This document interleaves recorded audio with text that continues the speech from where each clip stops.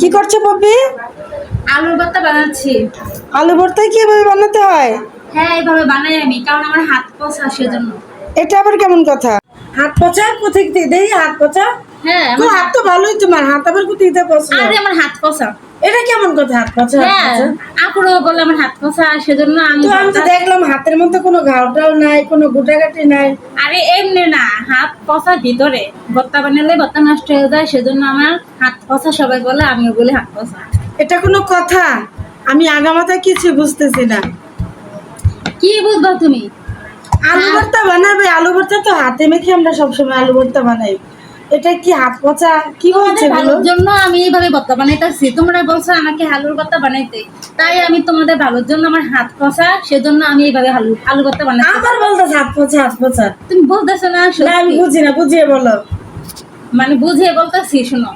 আমি যদি এই আলুর ভর্তা হাত দিয়ে বানাই না, তাহলে এই ভর্তাটা কিছুক্ষণ পর আছে না, এটা নষ্ট হয়ে যায়, মানে টকটক হয়ে যায়।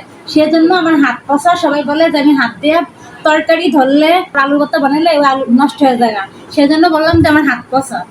ও, বুঝতে পারছো?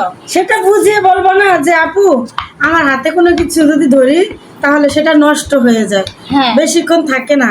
হ্যাঁ, সেজন্য সেটা বুঝিয়ে বলবা। বলে কি আমার হাত পচা, হাত পচা। এটা কোনো কথা এটা হলো? কিন্তু মানুষের হাত পচা বলে, তা আমি কি বলবো তোমাকে?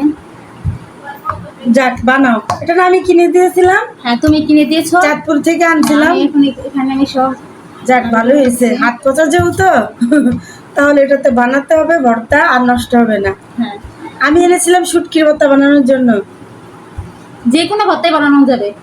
যাই হোক, তো বানাও, তাহলে ভর্তাটা নষ্ট হবে না। হ্যাঁ। ভালো বুদ্ধি করেছেন এটা এনে। হ্যাঁ, ভালো করেছো। যাদের হাত পচা এভাবে ভর্তা বানালে সুবিধা, আর ভর্তাটা নষ্ট হবে না। আচ্ছা, ওকে, বাই। হ্যাঁ, বানাও।